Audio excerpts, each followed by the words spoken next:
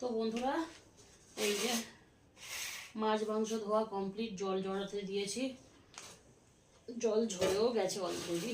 এখন কোটোই ভরবো। হ্যাঁ, সবার আগে রাখবো এই যে মাংসগুলো রাখছি। এখানে 1 কেজি মাংস নিয়েছি। মাংসটা একদম বাড়ির কাছে দোকান আছে, যখন তখন আনা যায়। তাও আবার যখন তখন আবার যেতেও ইচ্ছে করে না। তো এই যে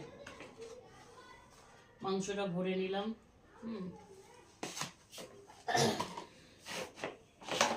এবারে ভোলা মাছটা ভরবো। এখানে মাছের তেলটা দিলো, বললো ভালো। এখন কতটা ভালো হবে জানি না। অবশ্য যার দোকান থেকে মাছ নিয়ে সে ভালো জিনিস ছাড়া দেয় না আমাদের, খারাপ বলে বলে দেয় যে আজকে তেলটা নিও না, ভালো হবে না। তো এই যে বললাম ভোলা মাছ নিয়েছিলাম 6 টুকরো। এই যে ভোলা মাছ 6 টুকরো, 2 জন মানুষ খাবো। এখন আর বাটি না কোথায় গেছে, মাঝারি সাইজের বাটিগুলো আমি খুঁজে পাচ্ছি না। মাছের মাথাটা একটা জায়গায় রাখতে হবে, এতে তো ধরবে না, দেখতে পাচ্ছি। কি যে করি। আর কাটা পোনা একটা জায়গাতে রাখতে হবে। কাটা পোনা মনে হয় ধরে যাবে। এই যে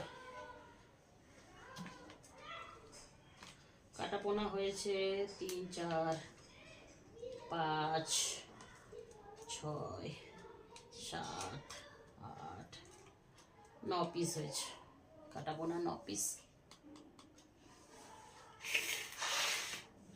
এই যে মাছের, এটা পুরো মাছের, বললাম না 500 গ্রাম তেল। এই যে এটা পুরো 500 তেল, ঠিক আছে। এই যে 500 গ্রাম তেল। আর এই যে এটা হচ্ছে সেই মাছের কাঁটাটা। মাছের কাঁটাটা আমি কোথায় রাখবো আমি না এখন অবধি ভেবে পাচ্ছি না। আচ্ছা, ভাবছি রান্না করবো না কাঁটাটা। তো এই যে এই বাটির 1 বাটি মাছের কাঁটা হয়ে গেছে। তেলটা তো মনে হয় এতে ধরবে না, চেপে চেপে ধরে যাবে। তো এই যে মাছের তেল,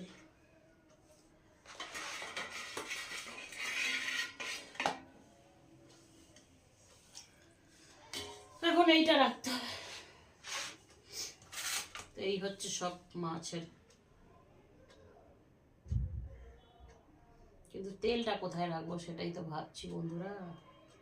এই মাছের মাথাটা কিছু আজকে একটা রান্না করব, আমি ভেবেই পাচ্ছি না যে কি রান্না করবো। ডালটা করে নেবো মাছের মাথা দিয়ে। তোমরা কি বলছো দেখি। তো এই হচ্ছে মাছ গুছানো ছিল, আজকে মাছের মাথাটা করবো, কাটাটা করবো ভেবেছিলাম, কিন্তু করবো না। দাদা ভাইয়ের কালকে একটা ছুটি থাকার কথা আছে, একজন বাজারে ডেথ হয়ে গেছে, জানি না হবে কি না। যদি হয় ওইটা কালকের করবো, কারণ দুবেলা খাবো, ওটাই করবো। আজকে ডাল করি দেখি। তো চলো আজকের এই যে গুছিয়ে নিলাম সব। টাটা।